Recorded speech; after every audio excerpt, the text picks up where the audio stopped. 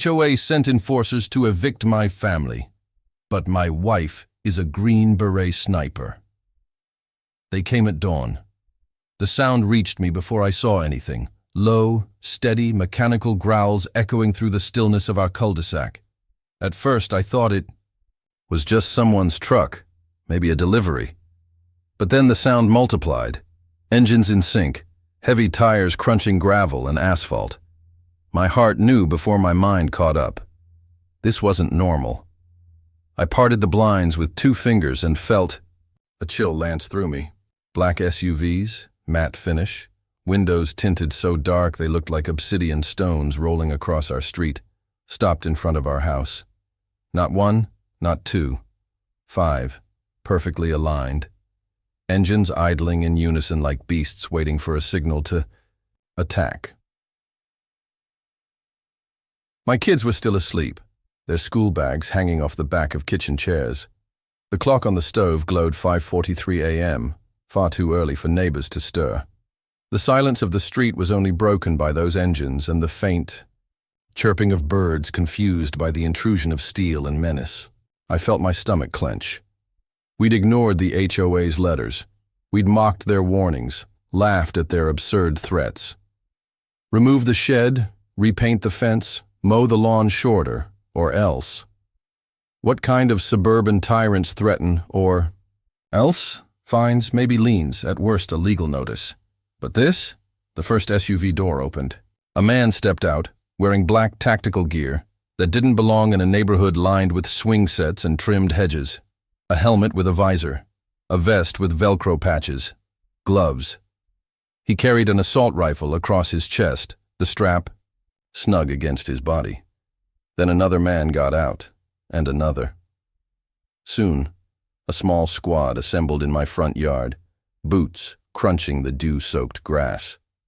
They weren't police, no badges, no insignia, just generic black uniforms, as if they'd been ordered in bulk off some shadowy catalog. I froze. My throat went dry.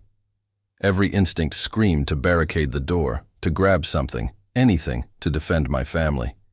But before I could move, I heard the creak of the hallway floorboards. My wife. She appeared behind me, hair tied loosely, wearing one of my old t-shirts. A mug of coffee steamed in her hand as if this were just another ordinary morning. She glanced at the window, at the armored figures spreading across our yard, then back at me. Her expression didn't change. Calm, unbothered. HOA? She asked, taking a sip. I turned to her, bewildered. You think this is them? This looks like a military raid. They're not military, she said flatly. Sloppy formation. They're nervous. See the one on the left? Trigger discipline's off. Mercenaries, maybe rent-a-cops. HOA's throwing money around. Her voice was steady, analytical, as though she were critiquing a sparring match. I stared at her, the words heavy in my chest. Most people didn't know. Even some of our neighbors thought she was just a fitness instructor who sometimes vanished on work trips. But she wasn't. My wife had been a Green Beret sniper, a ghost in the jungles overseas, the kind of soldier whispered about in stories but never officially acknowledged. She had traded a rifle for a quiet life, traded missions for motherhood. But I knew, beneath the soft smile she wore for the kids, there lived a predator who could dismantle entire squads before they even knew she was there. And now, that predator was sipping coffee in our kitchen while armed men fanned out on our lawn. The pounding on the door shook the walls. My youngest, barely 6, stirred on the couch where he'd fallen asleep watching cartoons the night before. His little body curled tighter under the blanket. Upstairs, our daughter shifted in her bed, the creak of the mattress faint. I felt a rush of protective panic, the primal kind that made my muscles twitch with useless adrenaline. Stay here, I whispered to my wife. I'll talk to them. But she shook her head. No. You'll open that door and they'll bulldoze right over you. These guys aren't here to talk. The pounding grew louder. The wood groaned. One of the men shouted, voice amplified by a throat mic, Open up, this is your final warning. Final warning. I felt heat rise to my face. Who were these people to talk like that, to threaten us like criminals in our own home? This was about a shed. A damn shed. Sure, it was a little bigger than the HOA allowed, and maybe the fence paint was chipped, but nothing worth this. Nothing. Worth sending paramilitary clowns to terrify my children. The pounding stopped. Then came the metallic clink of tools. My stomach dropped. They were preparing to breach. They're going to kick it in, I hissed. My wife finally set her mug down on the counter with deliberate calm. She stretched her fingers, flexing them as though shaking off rust. Her eyes sharpened, losing their softness, transforming into something I'd only seen glimpses of. Lethal focus. Take the kids upstairs, she said quietly. Lock the door. Don't come down until I say. There was no room for argument in her tone. It was the same tone she used when teaching our kids to respect loaded Nerf guns. Half joking, half deadly serious. But this time, there was no joke. I swallowed hard, nodded, and moved toward the hallway. My hands trembled as I scooped up my son, whispering reassurance, telling him it was just a game, just some noise outside. He nestled into my shoulder, still half asleep. Behind me, I heard the sharp crack of wood splintering. The door shuddered. They were coming in. My wife didn't flinch. She stepped toward the entryway, her bare feet silent on the tile. She didn't grab a weapon, didn't even look for one. She didn't need to. The lock gave way with a deafening snap. The door swung inward, crashing against the wall. A figure in black surged through the threshold, rifle raised. I barely had time to gasp before she moved. She was a blur, a streak of motion faster than my eyes could follow. 1 second, the man's boots were on the mat. The next, his rifle clattered against the floor. My wife had twisted his arm, spun him like a doll, and slammed him against the wall so hard the plaster cracked. His visor tilted sideways, breath knocked from his lungs. Another man lunged in behind him, shouting. She pivoted, using the first intruder as a shield. The second froze, realizing he had a muzzle aimed at his ally instead of her. In that heartbeat of hesitation, she kicked his legs out from under him. He hit the floor with a grunt, his weapon sliding across the tile. I stood frozen on the stairs, clutching my son. My heart thundered in my chest, disbelief washing over me. I'd always known she was capable, but seeing it, here, in our suburban living room, against men armed to the teeth, was like watching a wolf walk casually into a chicken coop. She wasn't panicked. She wasn't afraid. She was in control. And outside, more boots pounded toward the open door. The morning sun spilled over the horizon, casting long shadows of men advancing up our driveway. Neighbors' curtains twitched. Dogs barked in the distance. Our quiet neighborhood was about to witness something it would never forget. And standing in the center of it all was my wife, calm, steady, unyielding, as though she had been waiting for this moment all along. The second man hit the ground with a heavy thud, his rifle skidding across the tiles until it clanged against the baseboard. He groaned, clutching at his ribs, already winded from my wife's strike. For a heartbeat, the air seemed to still, the kind of silence that isn't peace, but the sharp inhale before an explosion. Then the house filled with chaos. More boots stomped through the doorway, dark figures pouring in like a flood, shouting commands, their voices colliding with each other. "Move! Move!" one barked. "She's unarmed! Take her down!" another yelled, though even in his voice I could hear the faltering edge of disbelief. Unarmed. They thought that mattered.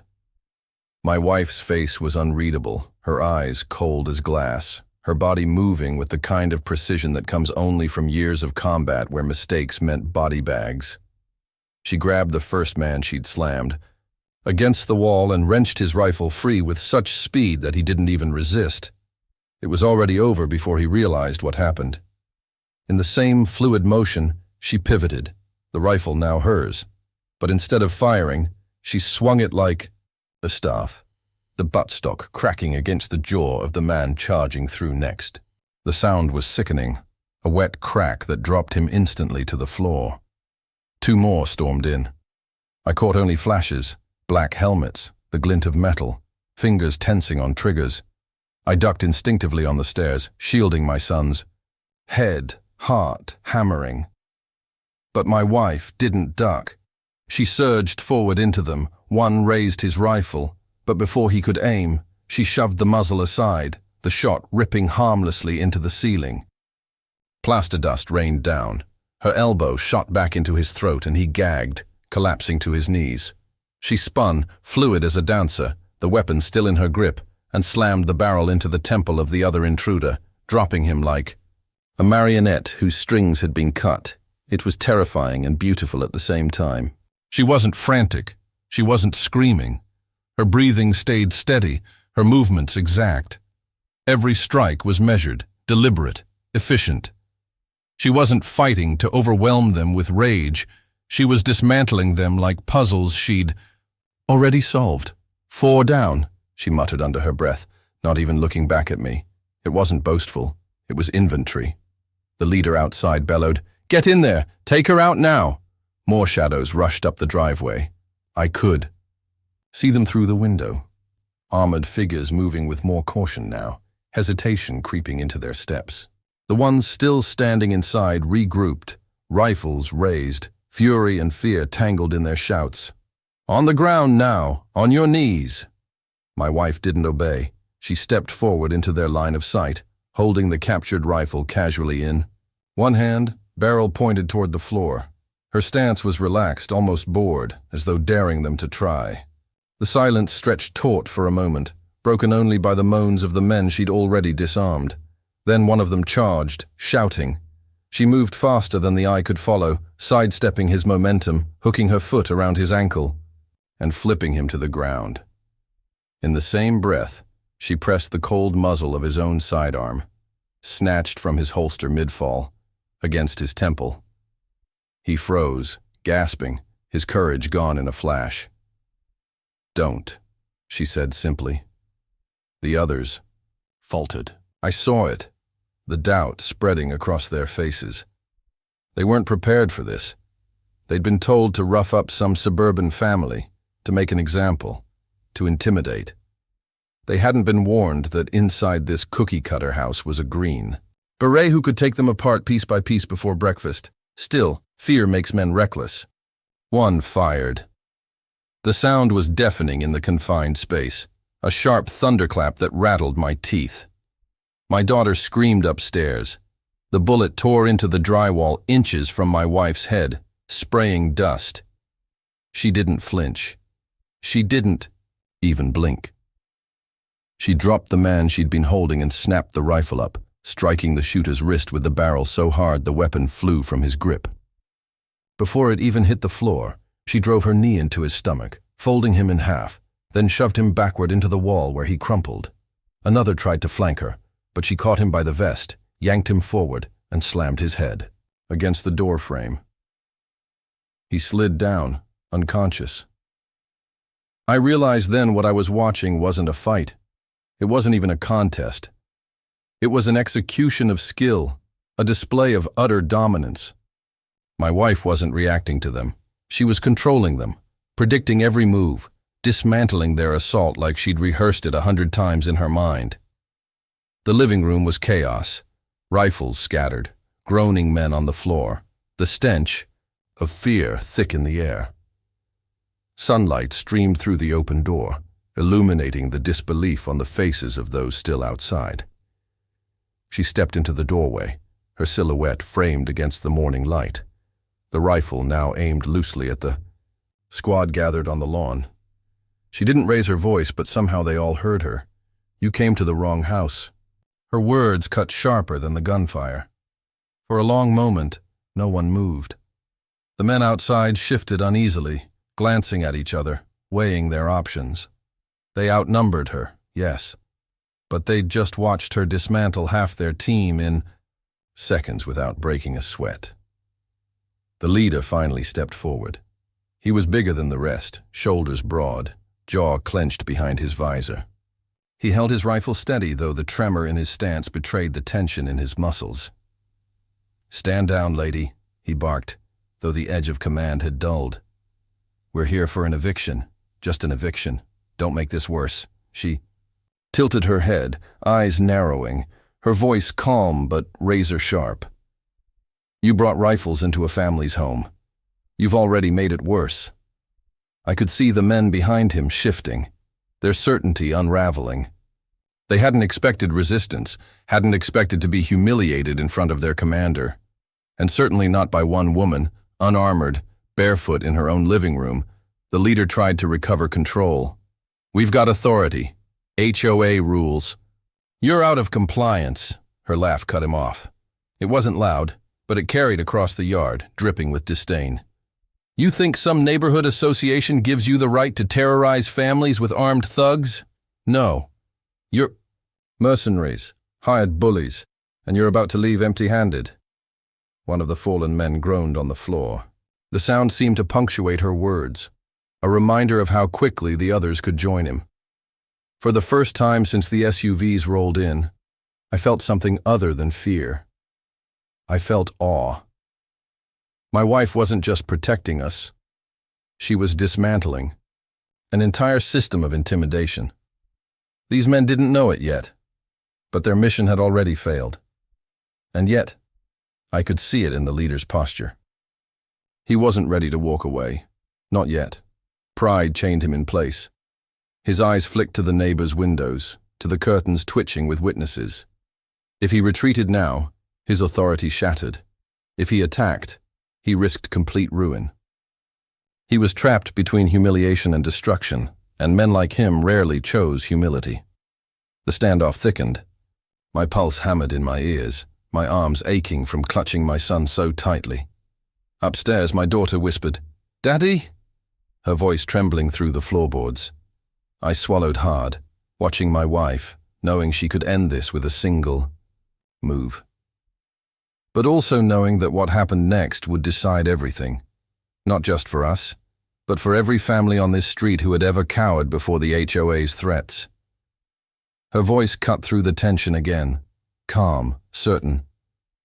"You've got one chance. Drop your weapons, get in your trucks, and go. Or the next thing that hits the ground won't be your pride." And though she spoke quietly, every man heard it as if she'd whispered directly into his ear. The leader stood frozen at the edge of our porch, his rifle leveled, but his confidence bleeding out of him with every second of silence. Behind him, his squad shifted uneasily, boots scraping against the asphalt. They had come here ready to intimidate a family into submission, maybe drag us out by force, expecting fear to do their work for them. But now, fear was no longer their weapon. It was their leash, and my wife held the chain. The morning sun crept higher, throwing long shadows across the lawn, making the scene look almost surreal. SUVs lined up like funeral cars, the street littered with discarded rifles and groaning men, and my wife standing barefoot in the doorway with the poise of a queen who had already decided the fate of her enemies. The leader's hands tightened on his weapon, knuckles white. "This doesn't end here," he growled, his voice low, as if saying it out loud might restore some measure of power. "You're in violation of HOA statutes. Non-compliance means eviction.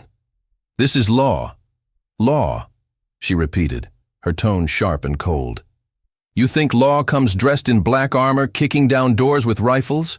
You think law leaves children crying in their beds? No, this isn't law. This is cowardice," wrapped in cheap intimidation. Her words were knives, and I could see them cut deep. Some of the men glanced at each other, uncertainty painted on their faces. They'd signed up for easy pay, kick down a door, scare some civilians, drive off before breakfast. They hadn't signed up to have their pride shredded by a woman who saw through every crack in their armor.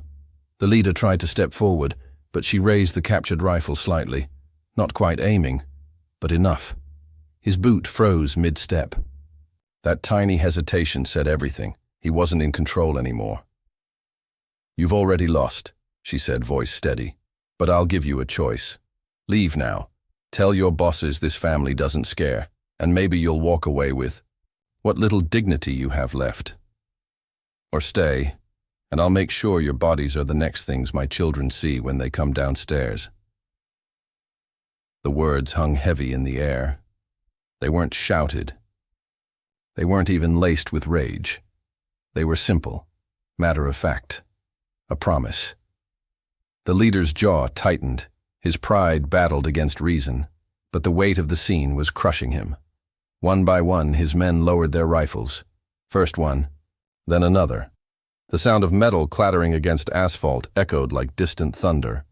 The leader glanced over his shoulder and saw it, the line of loyalty snapping, his squad slipping through his fingers. "Pick them up," he snarled at his fallen men inside the house, though his voice cracked. "Let's go." Two of them staggered to their feet, bruised and broken, dragging their comrades. The others followed reluctantly, avoiding my wife's gaze. It was like watching predators reduced to prey, moving in shame under her eyes. The leader lingered, his pride refusing to let him turn his back first. He leveled his rifle one last time, but his hands shook now, his aim useless. "This isn't over," he muttered, though the words sounded hollow even to him. She stepped forward, closing the distance until the muzzle of his rifle nearly touched her chest. The sight made my breath catch in my throat, but she didn't flinch. Her voice dropped low, lethal as a blade. "If you ever come back to this house, you won't walk away." For the first time, I saw him falter. His grip loosened, the rifle dipped. Without another word, he turned sharply and barked, "Load up!" The men obeyed, piling into the SUVs, engines roaring back to life. Tires squealed against the pavement as the convoy pulled away, disappearing down the street. The sound faded into the distance, leaving only silence and the faint rustle of morning breeze. The neighborhood slowly came alive again. Curtains that had been trembling opened wider. Faces peeked from behind glass, eyes wide with disbelief. Neighbors who had lived in fear of the HOA's letters and late-night threats now stared at the woman who had dismantled their enforcers with nothing but her hands and her resolve. The silence stretched, broken only by the groans of the two men, still too dazed to move.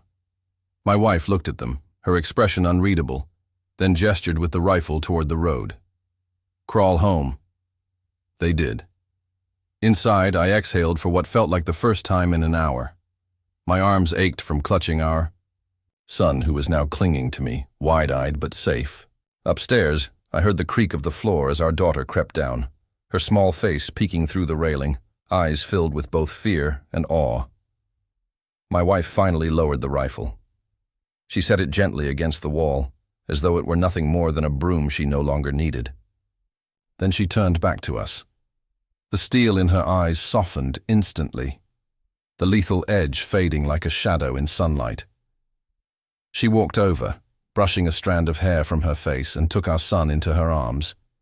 His small hands clung to her shirt, his body trembling. "It's okay, sweetheart," she whispered, kissing his forehead. "It's all over." "All over," I repeated, my voice hoarse. My hands still shook, adrenaline coursing through me. What if they come back? What if the HOA sends more? She looked at me, calm and steady, the same way she'd looked at her enemies. "Then I'll be ready. And so will they." She nodded toward the neighbors' windows. "Word will spread. The HOA doesn't scare people with letters. They scare them with enforcers. But after today, their enforcers look weak. That's how tyrants fall. Fear cracks." I followed her gaze. Curtains fluttered. A neighbor stepped hesitantly onto his porch, then another. There was something in their faces I hadn't seen before. Hope. Not loud, not triumphant, but the flicker of something new, fragile and growing. The sight made my chest tighten. The kids padded down the stairs fully now, both of them clinging. To us, both full of questions I wasn't ready to answer. But my wife bent low, her voice gentle. "Bad men came to scare us. Mommy scared them back. And now they won't be coming here again. Our daughter's eyes widened. "You were like a superhero." My wife smiled faintly. "Something like that." I couldn't help it. I laughed, a broken, shaky laugh that carried all the fear and relief out of me at once. The sound felt strange in the heavy air, but it loosened something in my chest. The house was wrecked. Door splintered, walls dented, plaster dust coating the floor. But it was still ours, still standing. And for the first time, it felt like no one could take it from us. Neighbors began stepping out onto their lawns now, some clapping hesitantly, others just staring. One man, Mr. Henson from across the street, raised a hand in salute. Another woman whispered loudly enough for us to hear. They finally stood up to them. I looked back at my wife, this woman who made pancakes on Sunday mornings, who tucked our kids in at night, who once whispered to me that all she wanted was peace. And here she was, standing in the wreckage of our living room, having faced down an army without blinking. She caught my gaze and shrugged as though it had been nothing, as though she'd just swatted away a nuisance. Then she picked up her mug of coffee from the counter, now lukewarm, and took a sip. She wrinkled her nose. Cold. The absurdity of it made me laugh again, harder this time. She glanced at the kids, who were still clinging to her legs, and crouched down, brushing their hair back with gentle hands. "Who's ready for pancakes?" she asked. The kids' faces lit up, fear melting into excitement. "Me!" they shouted. Together, as if nothing had happened. And that was it. The storm had passed. The house still stood. The family was whole. The HOA's enforcers had been broken, their power undone by one woman who refused to bow. As the smell of batter and butter filled the kitchen, the chaos outside began to fade into memory. Neighbors talked in hushed voices, rumors already spreading. By noon, the entire subdivision would know. By nightfall, the city would hear whispers, the legend of the HOA enforcers who had been beaten back by a single Green Beret sniper in her living room would ripple outward like waves. But for now, we sat at the table, kids giggling, plates piling up with syrup-drenched pancakes. My wife smiled softly, brushing flour from her hands, her eyes warm again. And though the world outside buzzed with fear and rumor, inside our home there was peace. And that was how it ended. Not with gunfire, not with sirens, not with threats, but with pancakes, laughter, and a promise carved into the morning air that this family would never be broken.